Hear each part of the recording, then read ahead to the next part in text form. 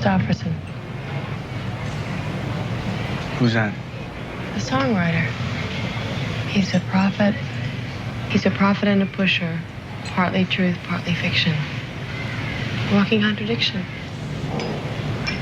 You saying that about me? Well, who else would I be talking about? I'm no pusher. I never have pushed. No, just the part about the contradictions. You are that. You're going to see a lot of videos this week, if you haven't already, telling you kind of the same story about Kris Kristofferson. He wrote these songs that were covered by Johnny Cash. He wrote Bobby McGee. He was in the Army. He did all these different things. In The Highwaymen, he's a great actor. A Star Is Born, etc. I'm going to dig a little deeper into this idea. He might have actually had one of the most interesting lives in country music. I don't know that anyone's ever done as much as Kristofferson. There were some interesting people in country music, some very interesting people. Merle Travis is credited with inventing the sort of thumb-style Kentucky guitar picking that Chet Atkins made famous. But he was a really interesting guy because he was like a cartoonist, and he did acting, and he was a songwriter, and he was an amazing musician, like a virtuoso guitar player. He had a lot of different skill sets that made him a pretty interesting guy. John Hartford, another one. You think about Marty Robbins being a NASCAR driver, or a wannabe NASCAR driver at the very least. It's always fascinating to me, the people that add on all this extra stuff on top of being full-time entertainer and on top of being famous. So let's look at Kristofferson's whole thing going on. Okay, so number one, he's a musician, right? He's a guitarist. We know he's a singer. We know he's a songwriter. Over 500 artists have recorded his songs. He's in the Nashville Songwriters Hall of Fame. He's in the Songwriters Hall of Fame, the general one. He's in the Country Music Hall of Fame. He's won the Lifetime Achievement Award from the Grammy Awards. This is mostly for his songwriting, for the most part. He's a country music artist. He's a folk artist. He's a country folk artist. If you put the two together, they're all kind of individually a little bit different. And one of the things that is really fascinating to me about Kristofferson's career is how he had so much competition in the time. He couldn't have picked a busier time to become famous in Nashville as a songwriter. I mean, all of his contemporaries were exceedingly famous and well-known. And if you came along in, say, the early 2000s, like when Brad Paisley and Jamie Johnson were putting out their kind of classic country music, there was not as big of a landscape of amazing artists doing that kind of music. So they really stood out. Well, Kristofferson comes along at a time when it's packed. I mean, the room is full of awesome, famous people. In fact, I have about 100 records here.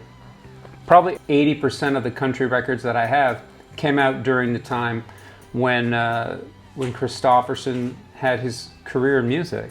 So a lot of competition. He had to be a fierce, I wouldn't say a fierce, he had to be a competitor. And he had to overcome being in the shadows of all those great contemporaries of his too. Outside of music, he is an academic. He has a Bachelor of Arts from Sonoma College.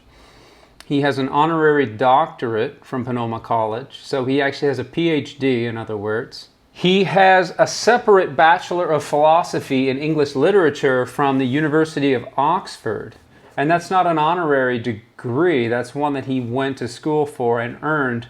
So he's an academic. He did all of that.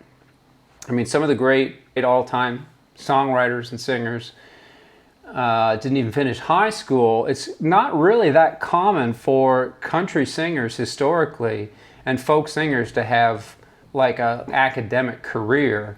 He was a serviceman. He was in the Air Force, and I believe he was an infantry soldier as well.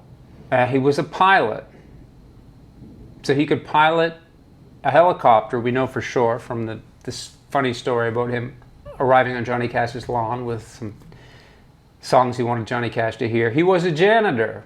So when he got discovered in Nashville, he was working as a janitor. So think about all these different things that Kris Kristofferson has been in his life up to this point. He was an athlete. He played collegiate football, American football. He played rugby and was involved in track and boxing, and he won at least one award or decoration or medal or honor in each one of those sports. Now we move on to his acting. He had Hollywood good looks, right?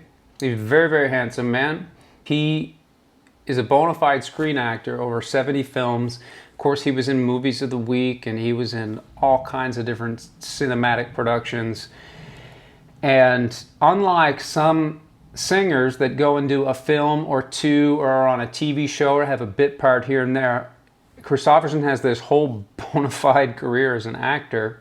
And of course, that cool clip we saw earlier from Taxi Driver, he's kind of all over the place. On top of everything we've mentioned already, he's also a celebrity.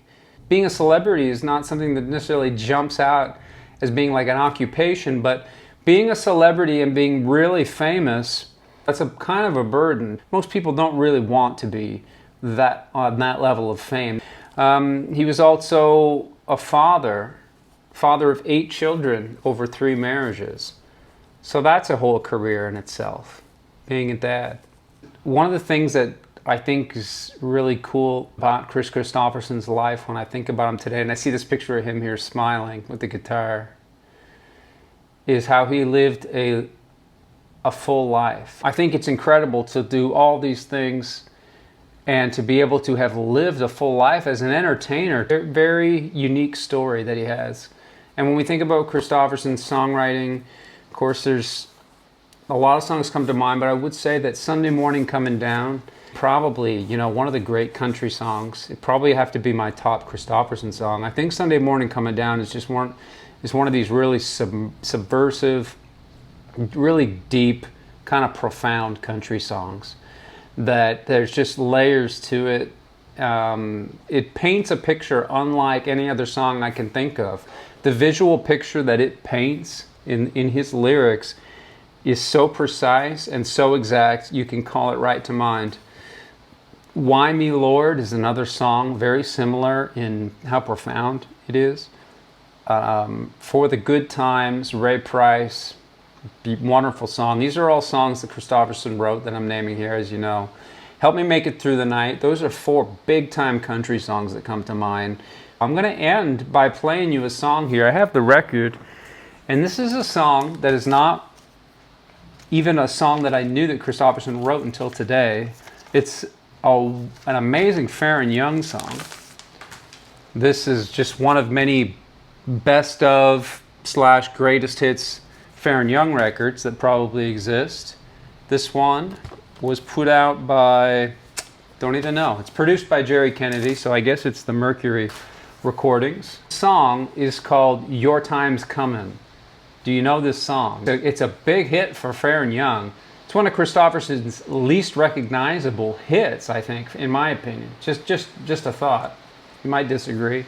Here's the song. We'll have a listen to it, and we'll get out of here. All right, let's give this a shot. Your Time's Comin', written by Kris Kristofferson. Faron Kristofferson hit. I mean, Kristofferson, for everything he wrote, I never heard him write anything like that. I mean, that is as pure honky tonk country as it gets. Just really happy, I guess, for him and his family that he had such a nice long life, and I'm sure it wasn't all happy times, but the world has been a better place for having his songs in it. We'll see you next time. Take care and keep it country.